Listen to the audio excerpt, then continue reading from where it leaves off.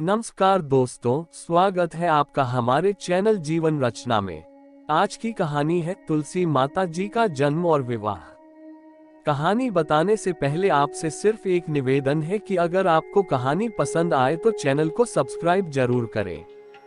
पौराणिक कथा के मुताबिक भगवान शिव के गणेश और कार्तिकेय के अलावा एक और पुत्र थे जिनका नाम था जलंधर।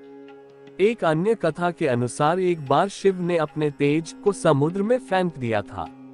उस तेज से एक महातेजस्वी बालक ने जन्म लिया। यह बालक आगे चलकर जलंधर के नाम से पराक्रमी दैत्य राजा बना। वह खुद को सभी देवताओं से ज्यादा शक्तिशाली समझता था और देवगणों को परेशान करता था।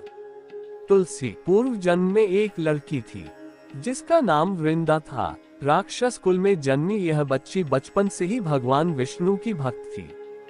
जब भगवान विष्णु की परम भक्त वृंदा बड़ी हुई तो उनका विवाह राक्षस कुल में ही दानव राज जलंधर से संपन्न हुआ। वृंदा बड़ी ही पतिव्रता स्त्री थी। वह सदा अपने पति की सेवा किया करती थी। जलंधर द्वारा बार बार देवताओं को परेशान करने की वजह से त्रिदेवों ने उसके वध की योजना बनाई। देवताओं और दानवों में युद्ध हुआ। जब जलंधर युद्ध पर जाने लगे तो वृंदा ने कहा कि स्वामी, आप युद्ध पर जा रहे हैं, आप जब तक युद्ध में रहेंगे मैं पूजा में बैठकर आपके जीत के लिए अनुष्ठान करूंगी। जब तक आप लौट के नहीं आते मैं अपना संकल्प नहीं छोड़ूंगी। जलंधर युद्ध में चला गया और वृंदा व्रत का संकल्प लेकर पूजा में बैठ गई। उसके व्रत के प्रभाव से देवता भी जलंधर को नहीं हरा सके। वृंदा के पूजा अनुष्ठान के चलते कोई उसे नहीं मार पा रहा था। काफी दिन तक संघर्ष चलता रहा। सभी के प्रयासों के बाद भी जब जलंधर परास्त नहीं हुआ और सारे देवता हारने लगे तो इस समस्या का समाधान के लिए सभी देवगण भगवान विष्णु के पास पहुंचे। सभी ने भगवान से मदद मांगने के लिए प्रार्थना की।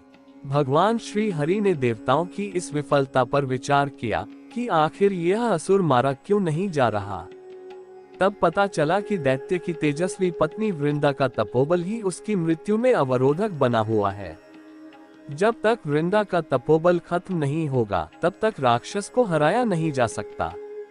लेकिन इसके साथ वृंदा उनकी परम भक्त भी थी।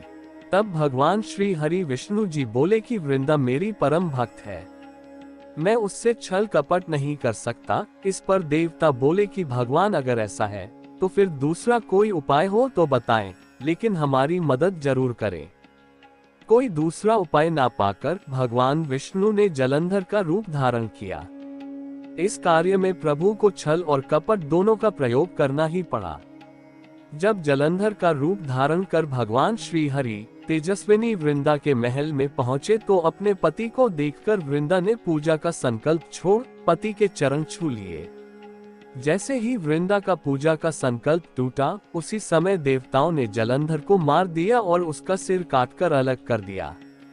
जैसे ही वृंदा को यह पता चला कि उसके पति युद्ध में मारे गए हैं, वृंदा ने बहुत ही आश्चर्य से भगवान विष्णु की तरफ देखा जिन्होंने जलंधर का रूप धारण कर रखा था। भगवान विष्णु अपने असली अवतार में आ गए, किंतु भगवान कुछ भी बोल ना सके। जब वृंदा को भगवान के छल पूर्वक अपने तप को समाप्त करने का पता चला तो वह बहुत ही दुखी हुई और अत्यंत क्रोधित हुई। वृंदा ने क्रोधित होकर भगवान विष्णु को पत्थर बनने का श्राप दे दिया। अपने भक्त के श्राप को भगवान विष्णु ने स्वीकार किया और शालिग्राम पत्थर बन गए। सृष्टि के पालनकर्ता के पत्थर बन जाने से ब्रह्मांड में असंतुलन की स्थिति हो गई। सभी देवताओं में हाहाकार मच गया। यह देखकर सभी देवी देवताओं ने वृंदा से प्रार्थना करते हुए कहा कि वह भगवान विष्णु को श्राप मुक्त कर दे। देवताओं की प्रार्थना के बाद वृंदा ने अपना श्राप वापस ले लिया। पश्चाताप के लिए भगवान विष्णु ने खुद का एक पत्थर रूप प्रकट किया। इसी पत्थर को शालिग्राम का नाम दिया गया। उन्होंने वृंदा से कहा कि हे वृंदा, तुम वृक्ष बनकर हमेशा मुझे छाया प्रदान करना। इतना सुनते ही वृंदा अपने पति के वियोग में सती हो गई और उनके सती होने के बाद उसी राख से एक पौधा निकला। भगवान विष्णु ने स्वयं इस पौधे का नाम तुलसी रखा। इस तरह वृंदा तुलसी के रूप में पृथ्वी पर उत्पन्न हुई। भगवान विष्णु ने अपना प्रायश्चित जारी रखा और कहा कि मैं शालिग्राम यानी पत्थर के रूप में ही रहूंगा, जिसे शालिग्राम के नाम से तुलसी के साथ ही पूजा जाएगा। भगवान विष्णु ने तुलसी को सबसे ऊंचा स्थान दिया और कहा, मैं तुलसी के बिना भोजन नहीं करूंगा। इतना ही नहीं, उन्होंने कहा कि किसी भी शुभ कार्य में तुलसी जी के भोग से पहले मैं कुछ भी स्वीकार नहीं करूंगा। तभी से ही तुलसी की पूजा होने लगी। इसके बाद सभी देवी देवताओं ने वृंदा के सती होने का मान रखा और उसका विवाह पत्थर रूप शालिग्राम के साथ करवाया। इस प्रकार कार्तिक शुक्ल एकादशी को तुलसी शालिग्राम का विवाह संपन्न हुआ। जिस दिन तुलसी विवाह हुआ उस दिन देवउठनी एकादशी थी, इसलिए हर साल देवउठनी के दिन ही तुलसी विवाह किया जाने लगा। इस विवाह में तुलसी दुल्हन और शालिग्राम दूल्हा बनते हैं। दोस्तों, आपको बता दें कि जिस घर में तुलसी होती है वहां यम के दूत भी असमय नहीं जा सकते। मृत्यु के समय जिसके प्राण मंजरी रहित तुलसी और गंगा जल मुख में रखकर निकल जाते हैं, वह पापों से मुक्त होकर वैकुंठ धाम को प्राप्त होता है।